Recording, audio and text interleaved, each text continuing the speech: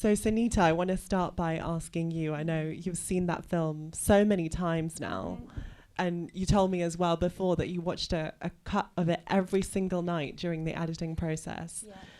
And what does that bring up for you watching it again for, I don't know, maybe the 100th time or more? Yeah, that's a really interesting question. I'll go back to the first part of that about watching it every night. Because I'm a debut and this was my first film, it was all new to me and very exciting, but also really exhausting. And because we were learning on the job, because we didn't really know anything, I figured that if I just watched the film every night and it's really interesting watching the film every night because obviously during the day you're layering the film and you're coming up with new ideas and new scenes and new narrative. And then when you watch it every night, you then process what you've done during the day and then you can give notes in the morning to the editor. So I did genuinely watch it every night. And it was a long road, but a very exciting road and empowering road when I was editing because a lot of ideas were coming up. Because it was a film that we kind of crafted in the edit, really. And I guess I'm on a tour now, which started in January 21st, and I think we've now screened 8 nights since that date. And I sit in every screening because I want to be with the audience. I want to be part of this. And I feel different emotions. Some nights I take notes, and those notes are about the humanitarian crisis that we're in right now and how I can try and fix it. And I take notes about the participants and what's happening with them. So the notes I'm taking now is all about impact, the mental notes or the written notes. So then the next day in the office, we contact people like Yasmine and say, hey, can you help us? Or we contact people like Jeevan and we reach out to them. And the ideas come as I'm watching the film. But the ideas are now about how we're going to resolve all of the issues that we have all seen today in this film. And I get upset, I get angry, I get, it's just a very, very hard watch sometimes because a lot of things are unresolved. But yeah, it's I still like to watch it for sure. Yeah. And Yasmine, did you want to share some of your reflections on the film? I think like many of you here, first of all, I just want to thank Sonita, really from the bottom of my heart for making that film. I feel incredibly emotional, and I'm sure many people do, because we could feel your heart, your soul, and your being in that film. Oh, thank you. And I leave watching that film not only as a human rights activist that does this every day for my job, who sees what's happening in society, who sees the government literally stripping away rights as we're speaking, but I also watch that film as a mother. A mother of a child from a migrant background. And I don't want that world for them. And it is so critical, I think, from your film that you and I think everyone who's sitting in this cinema tonight and all those that see it, that we have a responsibility to not only watch but to act and ensure that we can be the voice for those individuals. But thank you for giving them such a beautiful voice and for doing what you have. I mean, honestly, I think I just hope as many people as possible can watch this film. I hope people who have privilege and don't understand will be confronted with that privilege. And I hope people who themselves are struggling in whatever ways they are can see that there are people who care and who do see them for the person they are. They are not points. They are not a number. I mean, I'll never forget, as a young lawyer working in Australia, which unfortunately is one of the countries that actually started all of these sort of practices, particularly in relation to refugees and asylum seekers, so shamefully. And we started off thinking that we could get no worse by putting people in detention centres in the desert. And I went I was 19, 20 years old, a student, and I went in and they said when I were to call someone to speak to them, no one was allowed to have a name, you only called them by numbers. And I thought it could get no worse, but it did. And now it's spreading globally. And so thank you.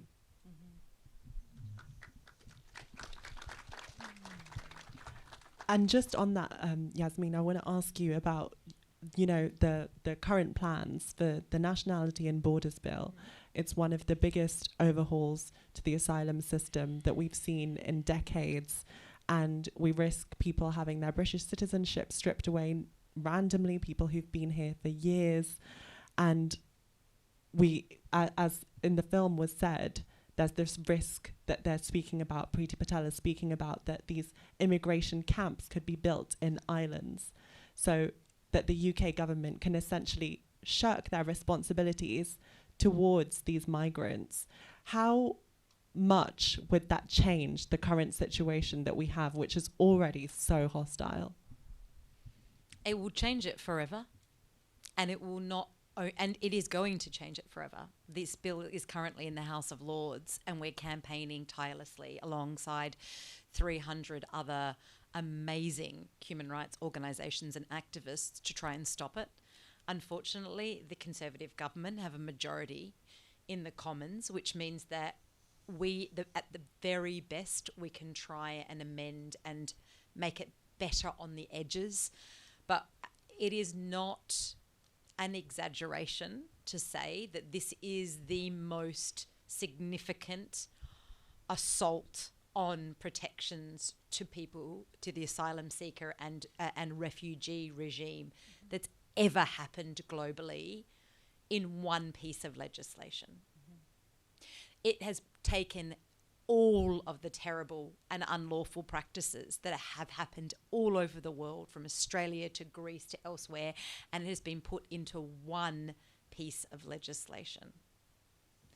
It is based on the principle of discrimination.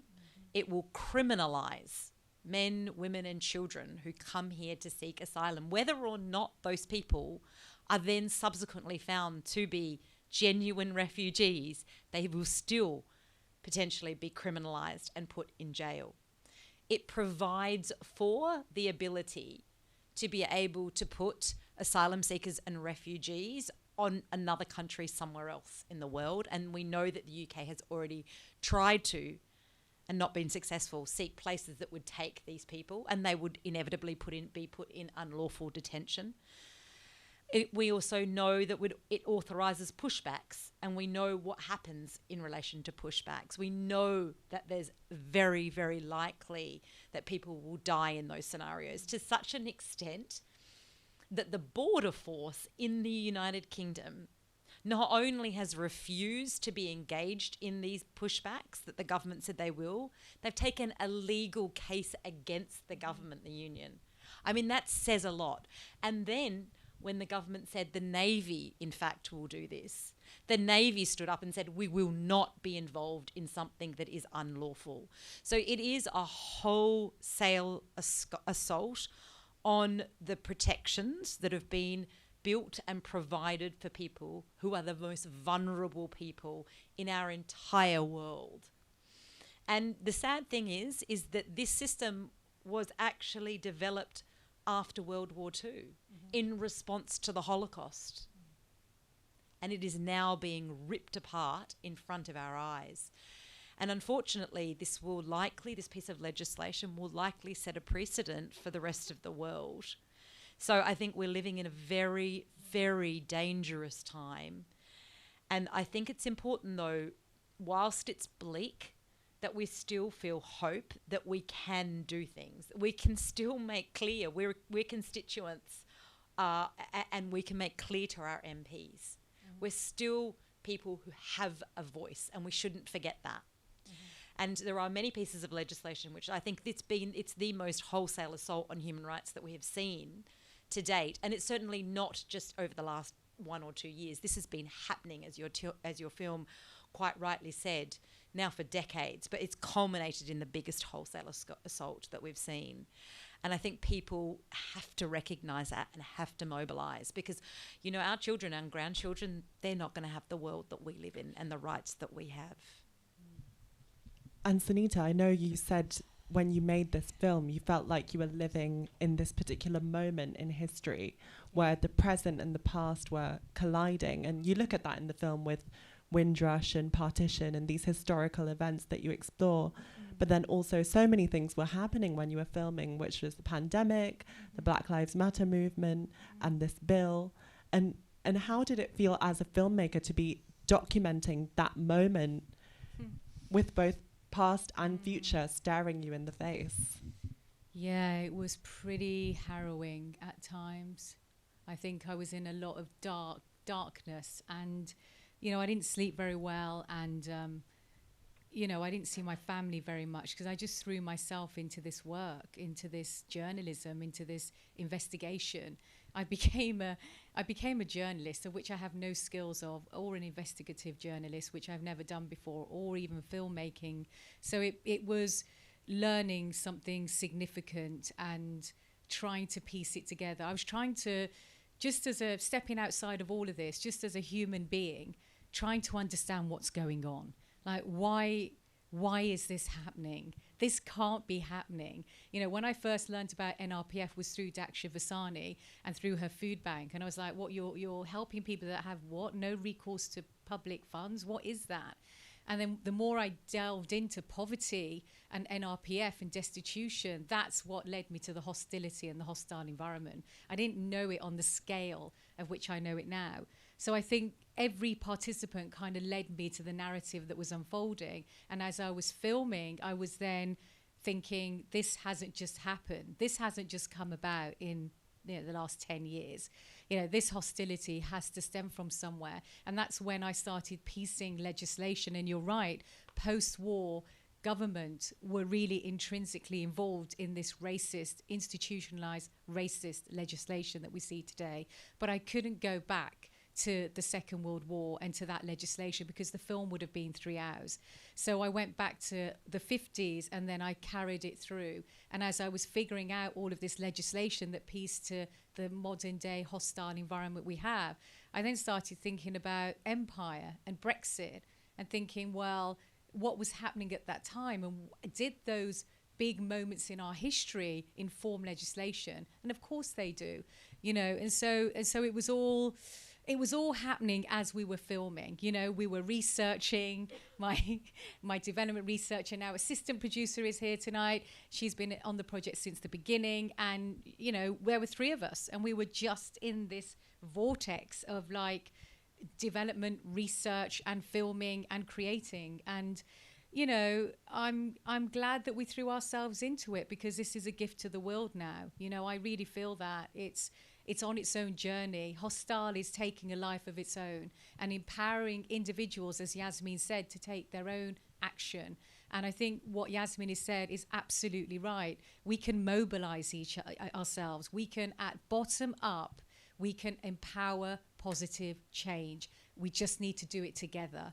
And we are voters. We can vote in who we want, and we can change things for our future children and future generations. So it is bleak, but we can mobilize and we can do things positively together. So yeah, it's an interesting journey for sure. What you said just now made me think of a question I'd like to ask the audience, which is how many people for the first time had heard of NRPF today while watching that film? Okay, so a handful of people.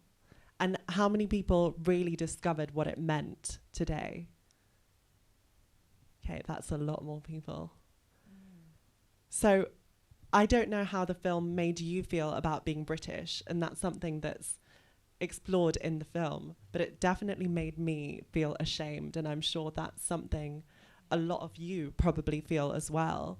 And I think one thing that's really interesting in the film, Sonita, is you look at this pride versus the shame. And Daksha and Paresh, you can see how proud they are of being British. They've got British flags up in the community kitchen. And then you see Paresh tearing them down when he says, shame on this government for not giving us the space to be able to help migrants. And they are migrants themselves. They're migrants helping migrants to fill the gap in the UK system.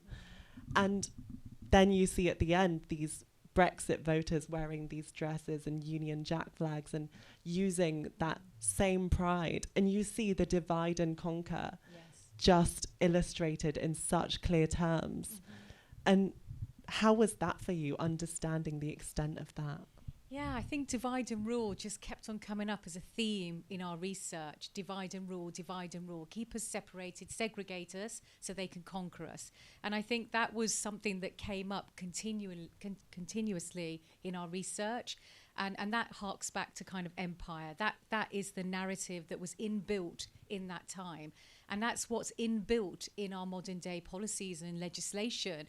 And that the things that set us apart is their greatest kind of weapon, really, weaponizing divisiveness. And I think that, again, for me as a filmmaker, portraying this is about legislation and policy and a system that's creating this divisiveness. And as a filmmaker, the message for me is actually, let's focus on our similarities. Let's focus on the things that bind us, not the things that separate us. And hopefully that's where we can figure out a better society for us all. And so, yes, I illustrate that in the film because it was the themes that were coming up. But I ended the film on people power because I'm like, even though these things are happening, we need to set our differences apart and we need to focus on our similarities.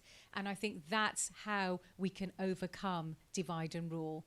Let's think about our similarities and not our differences. Yeah.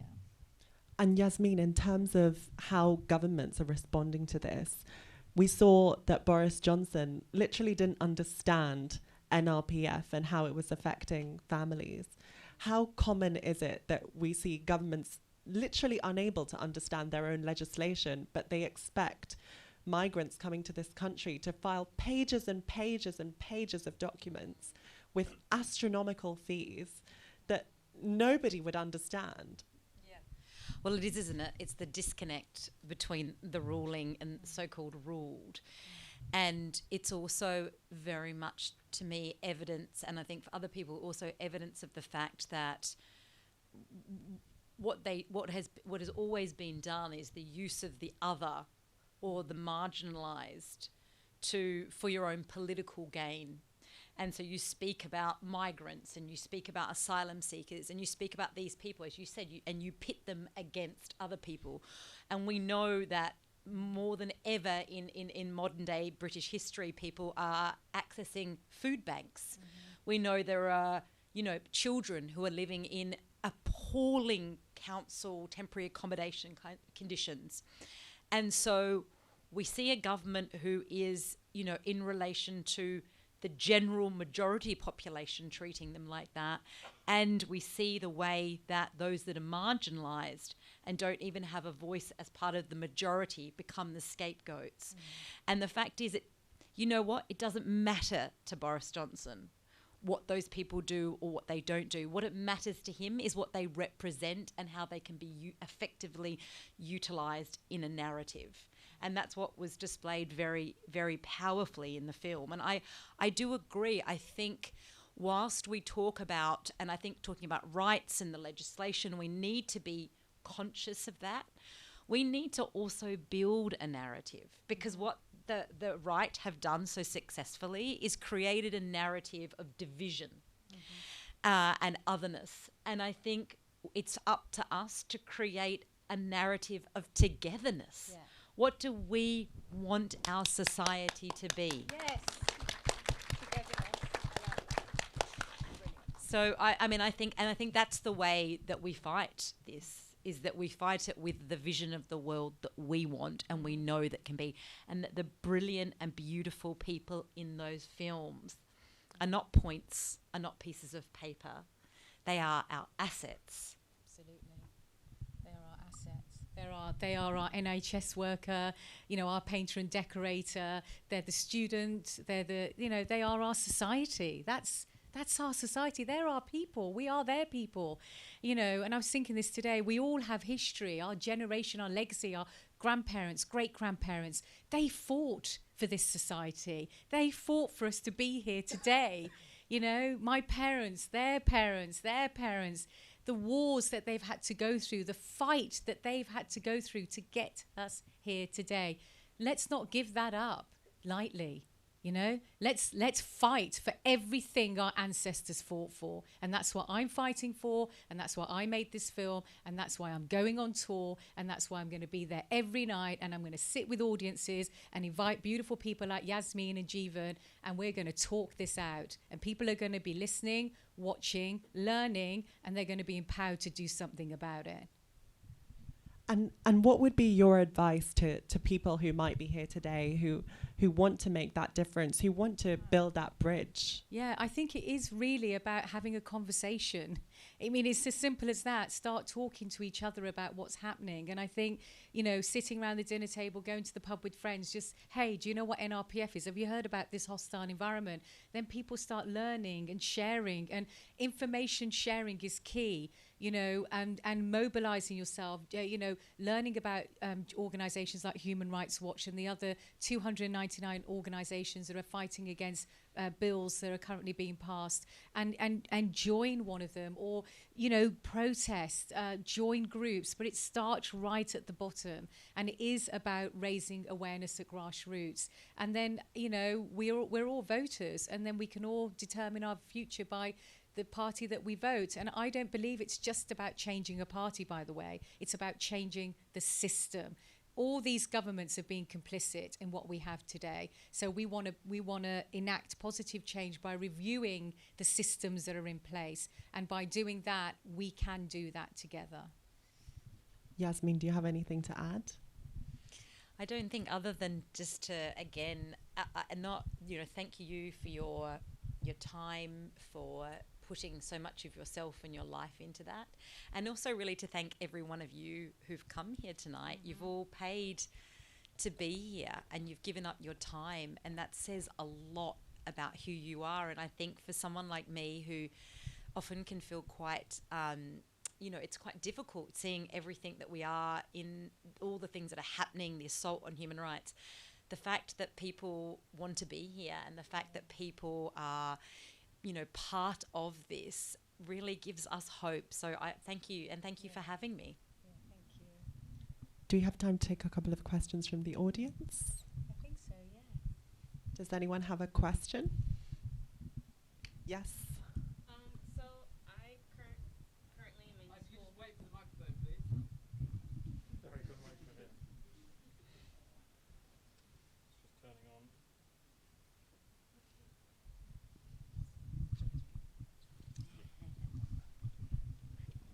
Thank you so much for this film. I'm super excited to watch it.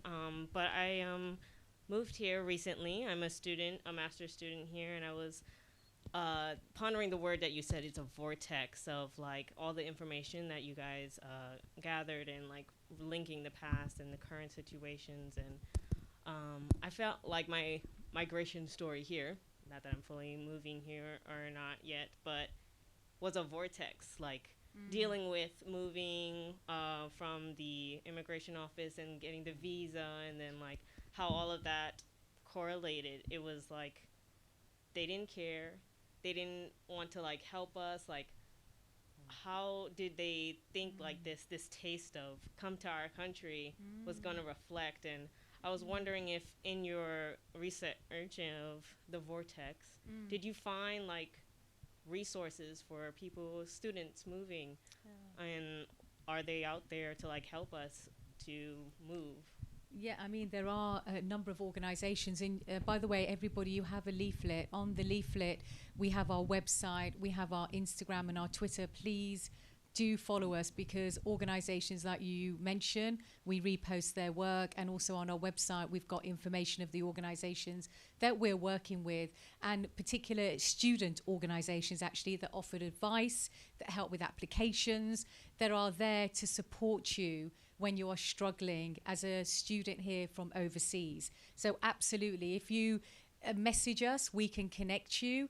Part of us and our outreach and our impact is to help people. So yes, there are organizations out there. And, you know, that's the struggle, right? And they make it difficult for a reason, because in reality, the research I've done just shows that actually a lot of it's about bringing people here, making them feel like they're wanted, but actually it's a bit of a cash carrying exercise. You know, the students that came here, the international students, they're paying far more than our university students here, and yet they are treated like this during the pandemic, where, you know, they didn't put NRPF on holiday, they just kept it going, and those students ended up using food banks. I mean, how do we really want to be seen as a country that treat our student population like that? And so I guess the aftermath of that is that we have a situation where people are not wanting to come here.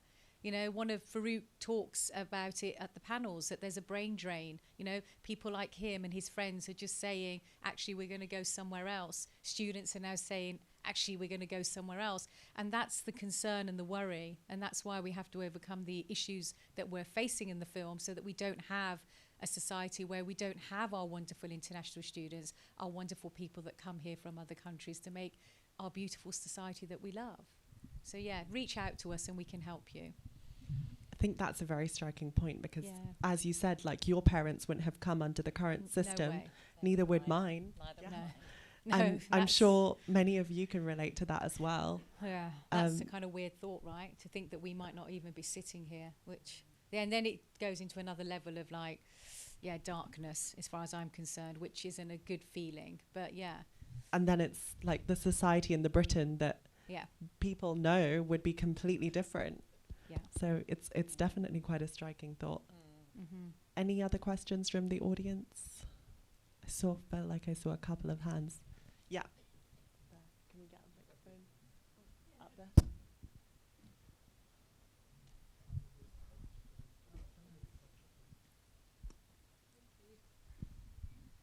I just wondered if, as part of the Impact campaign, you're planning on kind of showing it to audience that maybe aren't so sort of sympathetic. Yeah, absolutely. And if you could just talk a bit about it, obviously. Yeah, no, but I'm going on a tour, so on the website you can also see where we're going, and we're going into variety communities up north, down south, Scotland. Now I'm going to go to Wales, and also into communities that voted Brexit.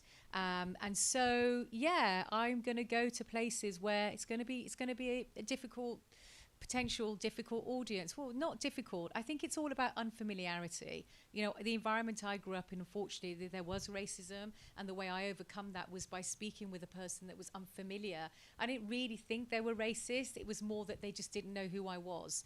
And then when you kind of speak to them and you learn the difficulties they faced and maybe the difficulties I'm facing, then you come to some kind of common ground. So as I go on tour, I'll be going into those communities, working class communities, black, brown, white communities, you know, all different types of communities. I'm also going to a Romanian community and speaking with them, because they're suffering from the hostile environment, and the Polish community. So we start our impact journey in May and June, and that's going to be aligning with different organisations, but us going into community-based screenings. And that's going to be really empowering in some ways, because you know, you want to play this to an audience that's unfamiliar completely with what's going on, and also doesn't necessarily hang out or speak with people that are struggling or have these issues. And maybe when they watch it, they realise that actually some of the issues they're facing is similar to what they're seeing on the screen. So yes, we're absolutely going to do that. That's part of the plan. Yeah. I think I saw another question up. Yes, up there. Oh. One more. Yeah. I think there's someone just to your left there.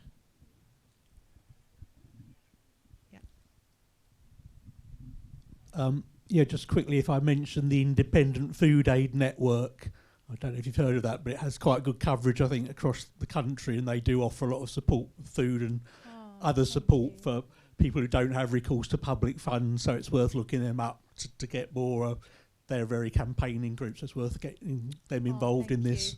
So yeah, IFAN. But the question I had was that you mentioned a couple of times about voting, but interestingly, the phrase like Labour Party didn't feature in that as the other obvious party. But I'm wondering whether you felt, or even the panel felt, that there was any great mileage in trying to push the Labour Party more on issues like this, or whether when you talked about voting and parties, whether you thought that you needed a new party or something that was more progressive, and that trying to flog away at the Labour Party wasn't much good either, if you see what I mean. You want to answer that? I mean, it's hard, isn't it? I mean, as the film quite rightly noted, this has been an issue which is, that's been on the, been a result of both parties. There's not one party. I mean, we saw obviously with Blair's Labour Party bringing in so much of what we see today. I feel like I'm always sceptical, to be honest, about how much we can hope we can pin on either of the two main political parties. It seems that, and I've certainly seen this from also seeing in Australia as well, particularly on issues that are about those that are marginalised, that can be easily utilised for political purposes. You see both major political parties usually going in the wrong direction. So, I mean, I wouldn't want to, I won't comment specifically on the Labour Party today, but I would say that I think it is important that we continue to pressure our MPs and that we continue to pressure the Labour Party to be an effective opposition. That's absolutely critical. I wouldn't put all our eggs in that basket. And I do think that we obviously still need other parties as well. So, I mean, from my perspective, I think we need to be realistic about where we've got to and the how implicated both parties have been where we are. But also, as I said, in relation to all of these issues, we do need an effective opposition. We do need voices. And there are good people that are in this film and that I work with every day. On the Labor backbenchers in particular. But look, we've got David Lammy and now he's in the shadow cabinet, which is fantastic. Mm-hmm. So hope is not completely lost, but I am always slightly sceptical is what I would say. Yeah, absolutely. Love that. Thank you. And I guess one thing, one point I thought of when you asked that question was it's not about changing the politicians, right? It's about there are people who voted for these policies that are almost fascist and authoritarian. So it's almost about changing the voting landscape to the point that these policies won't be accepted on any level. Yeah. And that's the journey that you're going on with these communities. Absolutely. I think the raising of the awareness and the connectivity to the story and to each other will open people's minds to what's really happening. I think myself as the filmmaker, I always question myself, where have I been for the last 20 years? When I started making this film, most of the things I learnt in this film I wasn't really familiar with. So it's a journey for me, but now hopefully the film will take people on a journey for themselves. And that's really my aim as the filmmaker and also as a human being that I see as part of this wonderful society. So thank you for coming, everybody. Thank you. Yeah, thank you. Thank you for making Thank you.